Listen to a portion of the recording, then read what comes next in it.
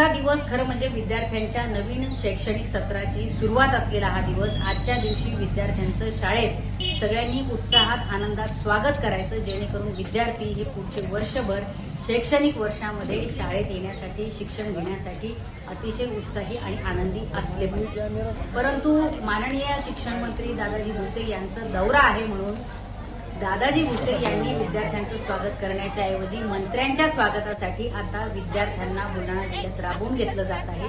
मंत्री येणार म्हणून विद्यार्थ्यांना शाळेची साफसफाई ही विद्यार्थ्यांच्याकडून करून घेतली गेली.